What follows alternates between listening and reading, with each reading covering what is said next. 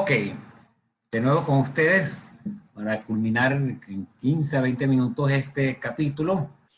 Ya habíamos hablado de las benzodiazepinas, sus usos, sobre todo como hipnóticos, sobre todo en la acción corta y ultracorta, sus acciones como sedantes, como biorelajantes y amnésicas. Ahora, las funciones amnésicas dijimos su utilidad, pero también hay usos, digamos, delictivos de este efecto amnésico, sobre todo mezclados con la burundanga. Pero ya saliendo de las benzodiazepinas, bueno, lo que hay que destacar de ellas es que su uso, en que ya vamos a ver el uso correcto, debe ser a corto plazo, a menos que sea el uso como anticonvulsivante, como lo del clonazepam. Pero en otras situaciones, vamos a ir a retroceder un momentico para que vean. Hablamos de que en el síndrome de abstinencia alcohólica, los trastornos de ansiedad, el uso de estos fármacos siempre, o en la mayoría de los casos, debe ser combinado con antidepresivos. Se ha demostrado que esa combinación mejora los síntomas de ansiedad, sobre todo el trastorno de pánico con o sin agorafobia. Entonces, uno inicia con los antidepresivos, los inhibidores selectivos de la recaptación de serotonina, o los duales, inhibidores selectivos de la recaptación de serotonina y noradrenalina, como la venlafaxina, combinados con una benzodiazepina. En este caso, la más utilizada es el alprazolam o, en su lugar, el clonazepam. Entonces, en las benzodiazepinas se mantienen por lo general por un mes hasta que hagan efecto los antidepresivos. Una vez que veamos el efecto antidepresivo de los antidepresivos, uno va disminuyendo poco a poco las dosis de benzodiazepinas para evitar el síndrome de abstinencia. Entonces, el uso correcto en los trastornos de ansiedad. En los trastornos de ansiedad generalizados, dependiendo del grado, se pueden utilizar sola o se puede utilizar la buspirona, que es un mecanismo de acción diferente, que no causa ni tolerancia de dependencia, porque es un agonista parcial de los receptores 5-HT1A, que ya lo vimos en antidepresivos. Ahora, ya hablábamos que el insomnio, dependiendo del insomnio, lo más frecuente, por supuesto, son los insomnios de conciliación. Entonces, para conciliar el sueño, ya que después de una hora uno no se duerme, o 2 horas, pero se usan los de acción corta para conciliar el sueño, y el resto, bueno, va por cuenta de la persona. Bueno, se despierta a las 3, ya dijimos que puede haber una depresión, ahí como base, un trastorno psiquiátrico de base que hay que tratar. Y hay una depresión. Por lo general, el insomnio no es de conciliación, sino más que todo de terminal, un insomnio terminal. La persona se despierta a las 3, a las 2 de la mañana y no vuelve a dormir.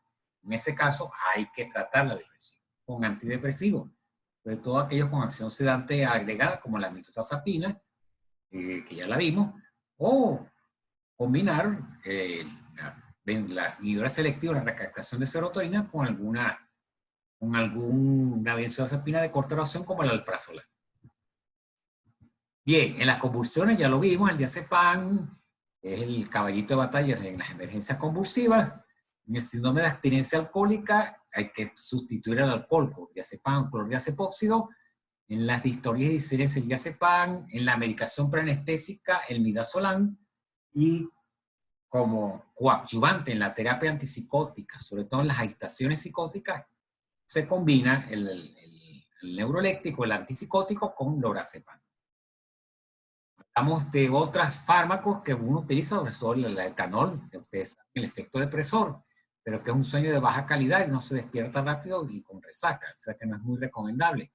La melatonina, que ya vamos a detallar más adelante, que es lo que nos quedó, la valeriana, el pasiflorum, y los antihistamínicos que ustedes vieron el año pasado, sexto semestre, que tienen su efecto sedante debido al bloqueo de los receptores histaminérgicos H1 central, que van a producir aumento de la sedación, pero también producen aumento del apetito.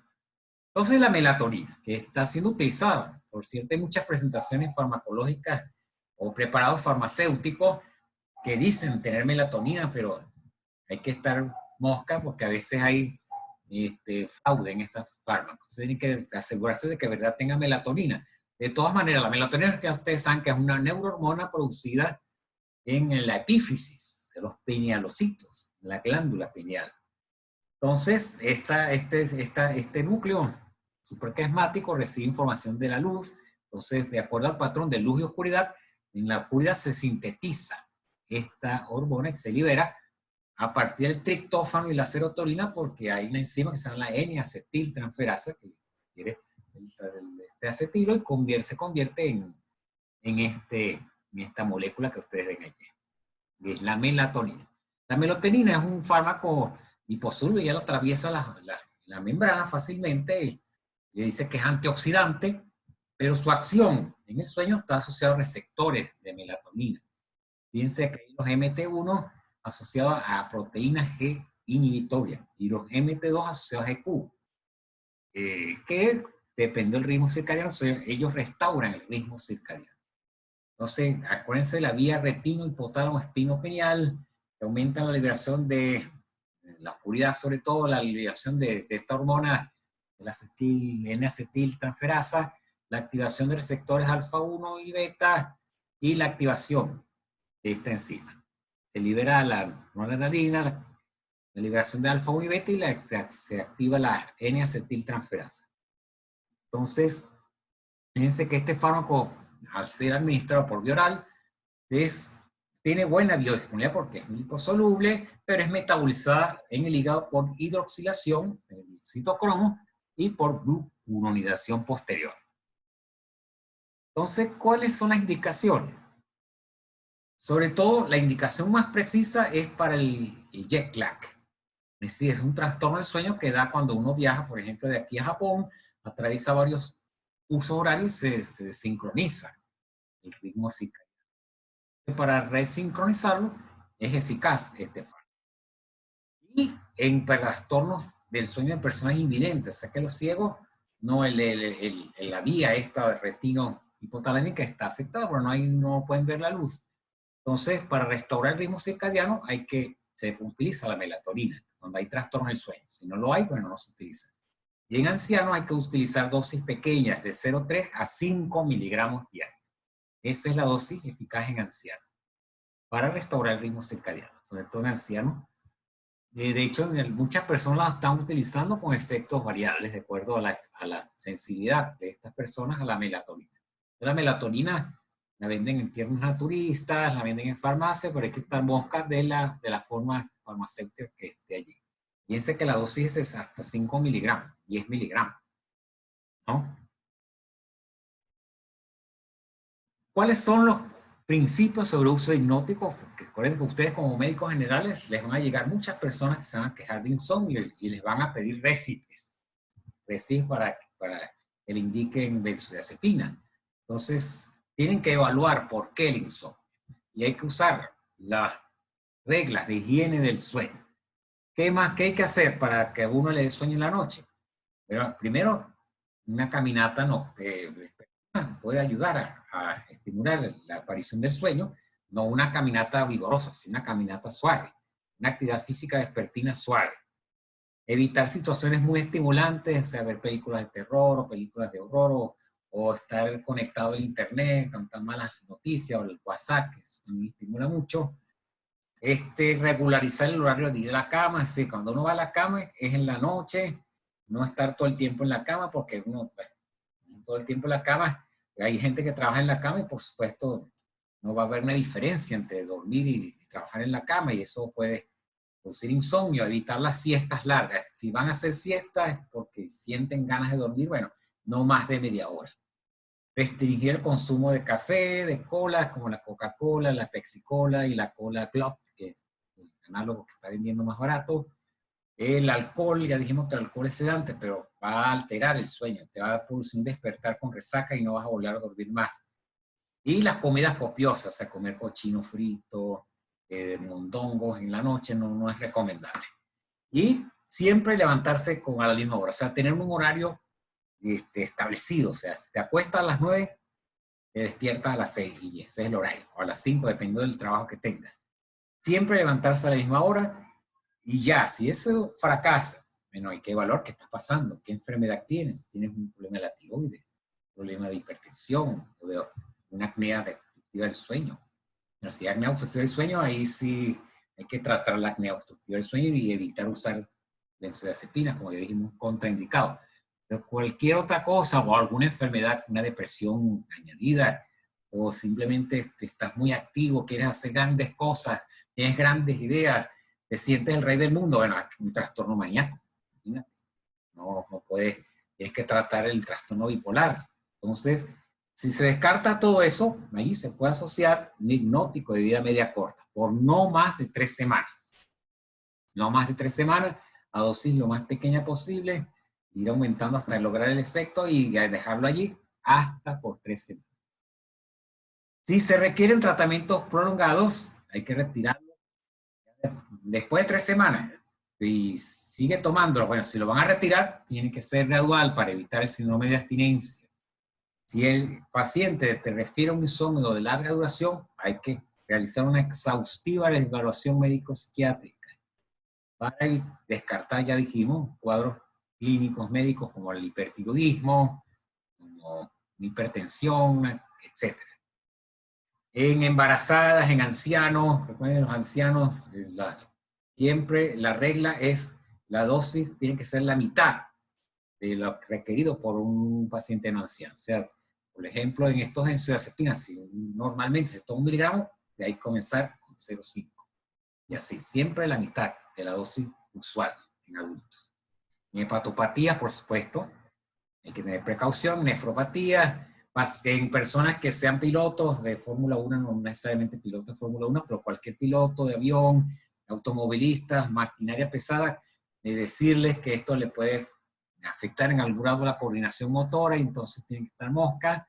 Y ya dijimos las contraindicaciones absolutas y no usar en pacientes con trastornos respiratorios. Si hay depresión, tratar primero la depresión. Si hay abuso de drogas, tratar el trastorno de abuso de drogas antes de indicar estos fármacos. Recuerden que estos fármacos tienen un potencial de abuso. De hecho, en las cárceles abusan mucho de las benzodiazepinas, no sé cómo las obtienen, pero les llega sobre todo el ropinol.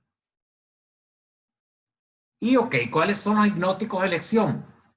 Las 3Z, bueno, aquí se consigue el solpidem.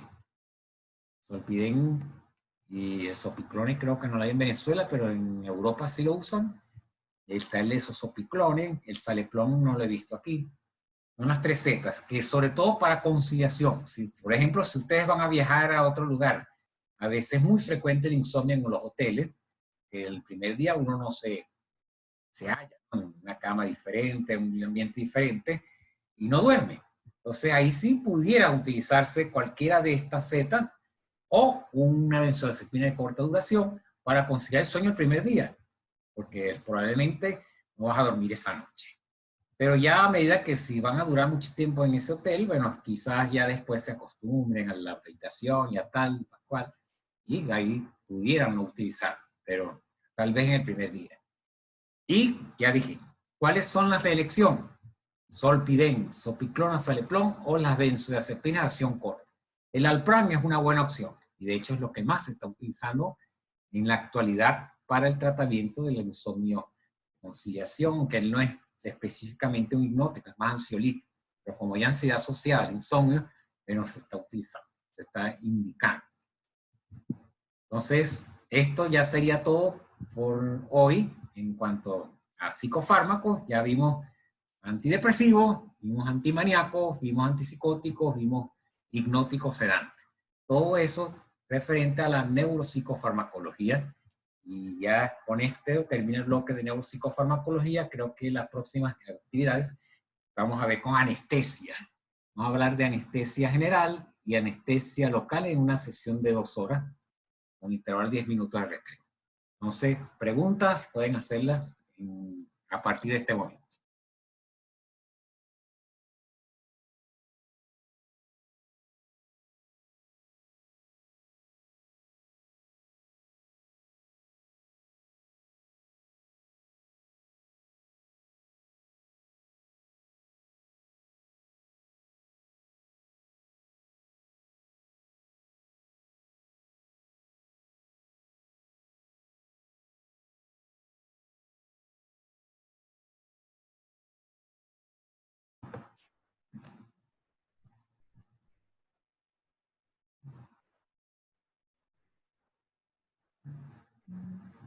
Por ahí anda circulando el último Bookman, ¿no?